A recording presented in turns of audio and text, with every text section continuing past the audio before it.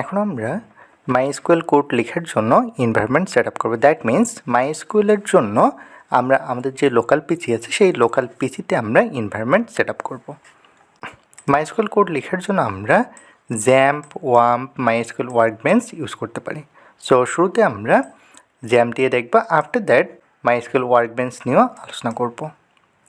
তাহলে আমরা XAMPP কোথায় পাবো, XAMPP আমরা কীভাবে ইনস্টল করবো, ডাউনলোড করবো, ফুল প্রসেসটা স্টেপ বাই স্টেপ আমরা দেখব।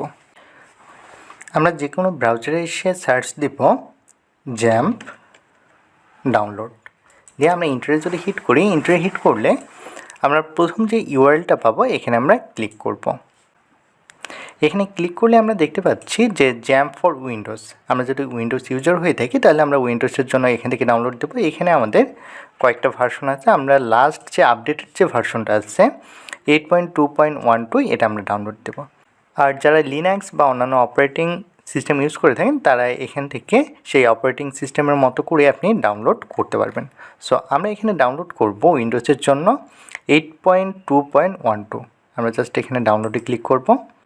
ডাউনলোডে ক্লিক করলে আমাদের এখানে ডাউনলোড হওয়া শুরু হয়ে গেছে। ডাউনলোড হতে একটু সময় লাগবে, আমরা একটু ওয়েট করি। ডাউনলোড ডিপেন্ড করবে নেট স্পিডের উপর। ফাইনালি আমাদের XAMPP ডাউনলোড হয়ে গেছে। XAMPP ডাউনলোড হওয়ার পর এরকম দেখতে, জাস্ট আমরা এখানে কি করব, ডাবল ক্লিক করব। ডাবল ক্লিক করে এটাকে আমরা জাস্ট ইনস্টল করব। আমরা সাধারণ সফটওয়্যারগুলো যেভাবে ইনস্টল করি এটাও সেম সিস্টেম। ক্লিক করার পর এখানে আমাদের আসতেছে যে লেখাটা আসতেছে, জাস্ট এখানে আমরা ওকেতে ক্লিক করব। ওকেতে ক্লিক করার পর আমরা নেক্সটে ক্লিক করব।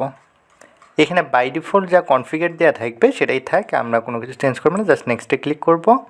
আফটার দ্যাট সিলেক্ট ফোল্ডার, কোথায় আমরা XAMPPটা ইনস্টল করতে যাচ্ছি। এখানে বাই ডিফল্ট আমাদের সি ড্রাইভে XAMPP নামে একটা ফোল্ডার ক্রিয়েট হবে, আমরা এখানে রাখবো। জাস্ট নেক্সটে ক্লিক করব।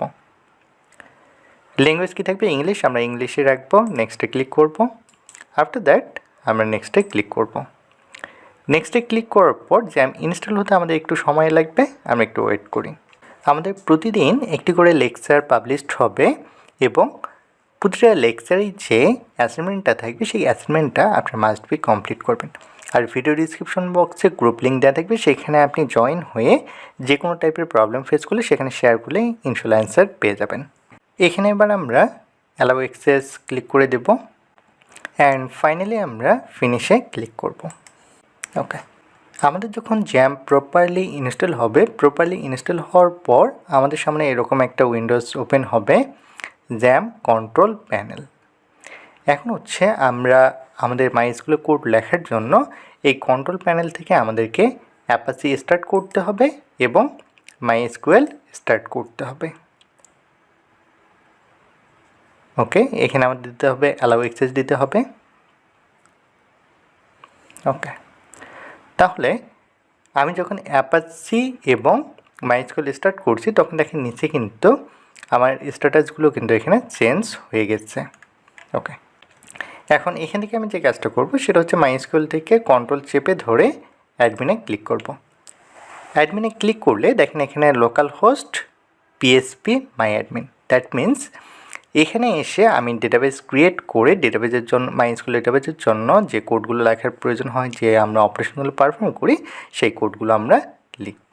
তাহলে আপনারা সবাই আপনাদের এনভায়রনমেন্ট সেট আপ করে নেন। আর কোনো প্রবলেম হলে ভিডিও ডিসক্রিপশন বক্সে লিঙ্ক দেওয়া থাকবে, সেখানে জানালেই ইনশাল্লাহ সলিউশন পেয়ে যাবেন।